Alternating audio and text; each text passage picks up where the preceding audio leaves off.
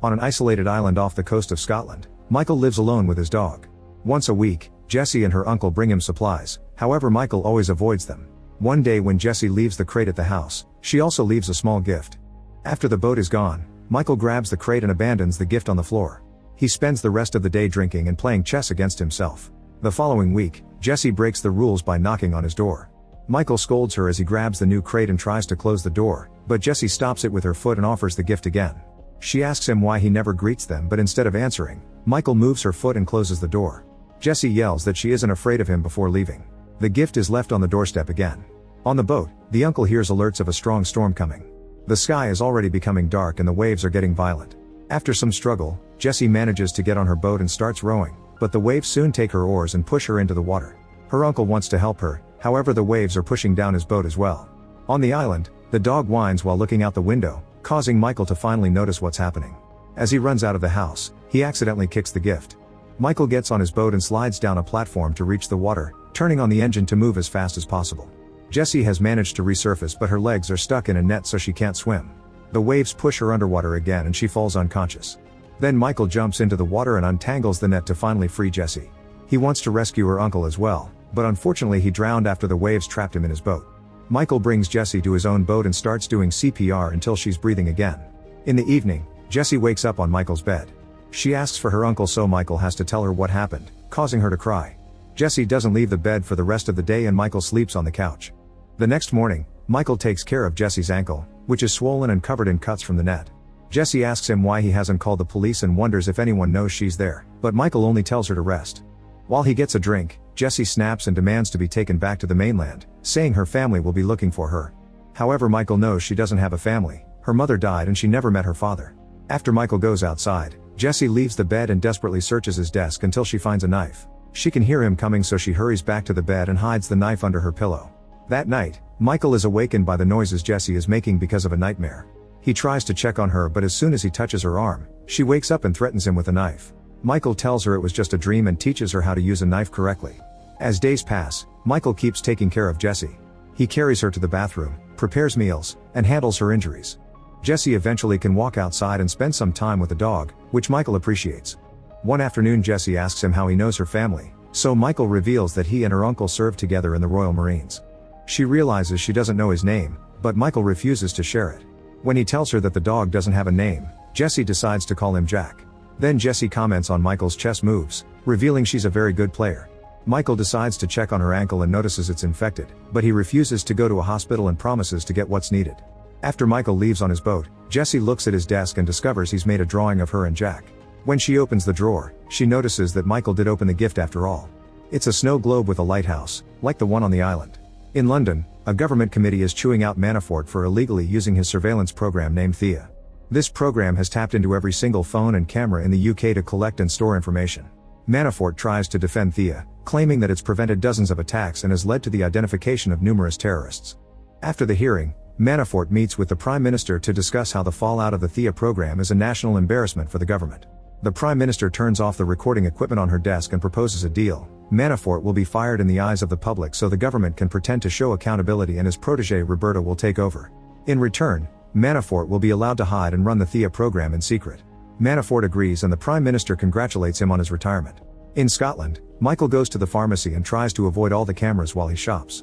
Then he goes to a clothing store and makes sure to avoid all the cameras again, which means he grabs the closest clothes instead of looking for something fitting. When he leaves, he walks behind some girls taking a selfie. His face is caught on camera and soon the Thea program flags him as a violent terrorist. Manafort's protege Roberta sends an assault team after him. On the island, Michael bandages Jessie's ankle properly and gives her some sweets with the medicine. He also gives her the clothes and surprisingly they fit well. That night, Michael interrupts their dinner when he hears a noise outside. He uses his binoculars to investigate and sees a boat coming to the island. Michael tells Jessie to lock herself up in the bathroom and not to make a single sound until he comes back. She takes a knife before going to the bathroom, and Michael also gets a blade before rushing outside to get things ready. As soldiers get off the boat and begin to approach the house, Michael cuts a rope that throws a huge rock down the hill and activates a net that captures one of the men to drag him underwater. Then Michael turns on very bright lights, blinding the soldiers because they're wearing night vision gear. They immediately take it off and open fire when they see Michael running nearby. Since he manages to run ahead, a soldier decides to chase him up a hill.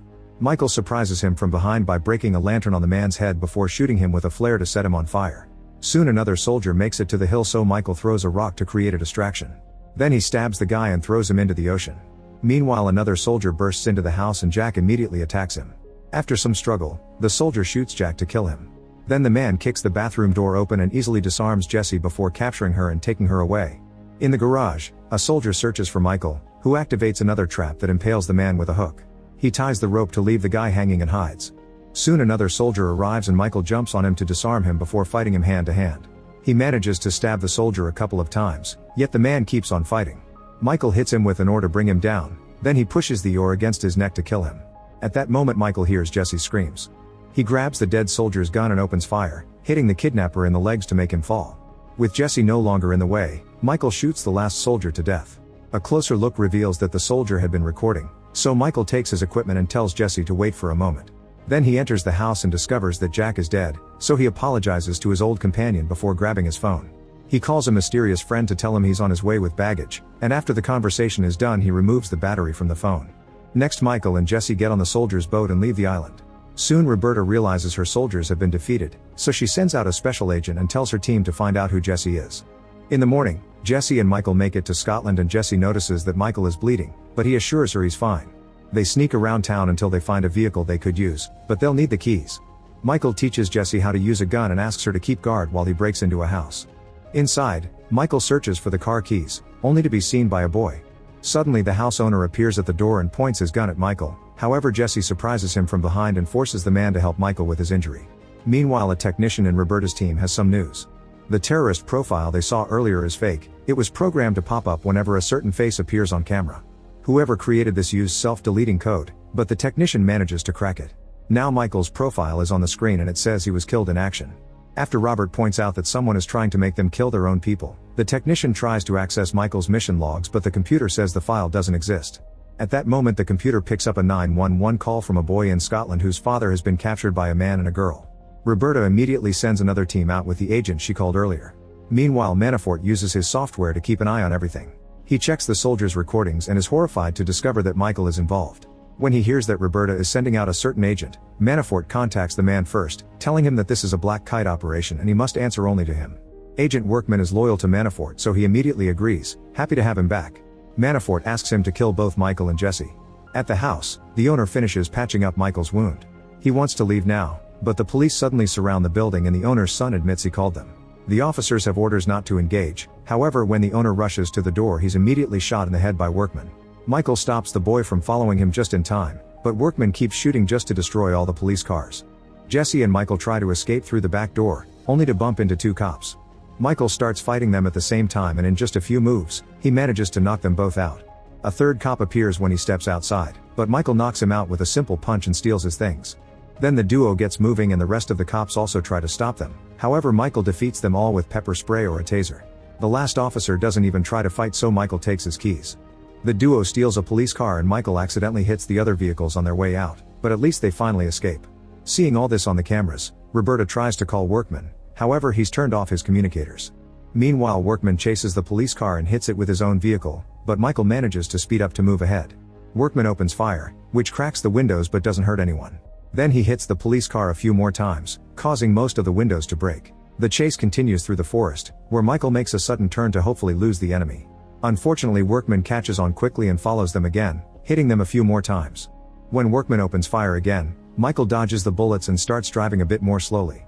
Once Workman is at the front, Michael hits his car, causing it to flip over. Michael makes sure to push it off the road before he and Jessie leave. A few miles later, they find a construction site and Michael announces they're switching cars.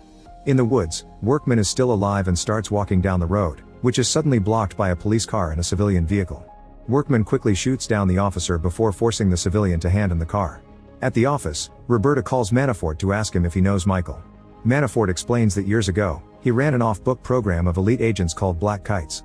These agents could act in secret without the government keeping an eye on all their missions. Michael was one of the first agents and a true prodigy. One day he was sent to kill a foreign intelligence officer, but instead he falsified his report and disappeared. Manafort thinks Michael joined the enemy and advises Roberta to use all her power to stop him. Afterward, Roberta makes her technician hack into the Black Kite system. She discovers that Michael helped an Iranian scientist defect after he gave them all the information on their nuclear program. His orders had been to kill him, but Michael refused to ignore the deal. While Roberta keeps reading the files, Manafort keeps spying on her through the security cameras. Sometime later, Jesse asks Michael if he has a family, and he says no. He doesn't want a wife and kids because it'd complicate things. Jesse says she'd rather have a complicated situation if it meant having her mom and uncle back. She then pulls out a drawing of Jack, saying he was Michael's family. Eventually the duo reaches the next town and they keep their heads down to avoid security cameras. Unfortunately, there's a car with a dash cam that captures their faces and soon Manafort knows their location. After editing the footage to make the duo disappear, he sends the coordinates to Workman. The duo enters the local church to meet with Michael's old friend Arthur, who drives them to his house in the middle of the forest. While Jesse finds some curious medicine in the kitchen, Arthur tells Michael that he helped build Thea before he left his government position and he still has a copy of the software. When Michael disappeared, Arthur changed his picture for a random civilian, but Manafort replaced it with the terrorist profile. Michael wants Arthur to take care of Jesse while he goes out to fight, but Arthur says he can't. Jesse interrupts them to reveal that Arthur has cancer, which she knows because he's taking the same medicine her mother took before dying. Thinking Michael wants to get rid of her, Jesse apologizes for being a drag and walks away. After Arthur confirms he only has a few months left to live, Michael asks for the location of an old trafficker they knew. Arthur thinks it's a bad idea because the man is very violent, but Michael says he has no other options. When it's time to leave, they hear someone knocking on the door. Workman is behind it and opens fire, so Michael rushes to hide behind the furniture. When Workman enters the room, Michael pushes the shelves on top of him. The men then start fighting, using all the objects in the room as improvised weapons. In the struggle, a gun falls to the floor. Both men are excellent fighters, but after exchanging a bunch of blows, Workman manages to overpower Michael. When he's about to kill him, Jesse points the gun at him and begs him to stop. Workman jumps on her to disarm her and Michael grabs a nail gun to shoot him a few times before running with Jesse. As Workman opens fire again, the duo reunites with Arthur and they leave together in his car. Workman runs after them with more shots, but it's too late. Manafort texts him to ask if the job is done and Workman says no, so Manafort asks his assistant to get the team ready. When the group reaches a town, Arthur gives Michael a phone and leaves. Michael and Jesse continue to drive alone and Jesse asks Michael to take her with him to his next island. However, Michael refuses because he wants her to have a better life. Meanwhile, Roberta learns from her technician that someone has been using Thea behind their backs, so they prepare a trap. In London, Michael lets the cameras see them on purpose. They go to a nightclub and he beats up the bouncer until he lets them pass. Manafort sees their faces on the camera and tries to get their location, but he's immediately blocked. Now Roberta knows he was the one working behind her back. In the club, Michael and Jesse meet with trafficker Kamal. When Michael asks him to provide safe passage for Jesse with a new identity, Kamal wonders why he should obey. Michael points out that all these years, Kamal has only been able to operate because he ratted his competition out to Manafort. However, Manafort is now working illegally in the shadows and will kill everyone in the way. Since Michael let the cameras capture his face, agents will be in the club soon. Kamal has no choice but to help. Moments later, Kamal has the paperwork ready. The boat will leave in 30 minutes, so they need to hurry. The duo tries to leave the club, but they discover that Manafort's team has arrived. Michael attacks one of the men and quickly defeats him to steal his gun, shooting him in the process. Thanks to the loud music, the crowd doesn't notice anything. Then Michael takes a glass from the bar and breaks it before stabbing another agent multiple times. The next enemy is quickly shot down, and this time a few people notice. Jesse and Michael try to take the bathroom corridor, but another agent finds them there and a shootout ensues. After Michael distracts the enemies, he drags Jesse back to the club, where the agents suddenly surround him and start beating him up. Jesse tries to join the fight and a man brings her down, so Michael shoots the guy to save her. The crowd finally panics and runs away. In the chaos, it's difficult for Michael to move and an agent takes the chance to kidnap Jesse. Michael calls Arthur, who gives him directions by following the kidnapper on the security cameras. As Jesse is thrown in the back of a van, Roberta's soldiers also arrive and block the street. Michael still thinks they're enemies and beats up a few of them to open the way and keep running. When he finds the van, Manafort's agents surround him, so now he has to fight them. Michael brings them down one by one before rushing to reunite with Jesse. At that moment, Workman arrives, so the duo steals a bike to escape. At the pier, Jesse cries because she doesn't want to leave without Michael. Suddenly they hear a gunshot, so Michael tosses Jesse on the boat and watches her leave safely. Afterward, Michael and Workman fire at each other until they run out of ammo. Then they start fighting hand to hand, using a piper and a chain as weapons. Workman manages to get Michael in a chokehold, but Michael brings him down and hits him several times with the chain. For his last blow, he wraps the chain around the pipe and strikes Workman in the head, finally killing him. Sometime later in his mansion, Manafort looks out the window and sees two guards dead on the ground. When he turns around, Michael has entered the room. They argue about the Black Kite project for several minutes until Michael finally shoots Manafort in the head. 3 months later in Spain, Jesse has settled into a new life. Roberta and her team are watching her, expecting Michael to show up someday. Jessie is currently reading at a cafe, but Roberta loses sight of her when someone moves the camera. The waitress brings a bag for Jessie, who finds a chess piece. Michael watches her from the street but leaves before she turns around. Make sure to subscribe and turn on notifications so you can watch more videos like this. Thanks for watching.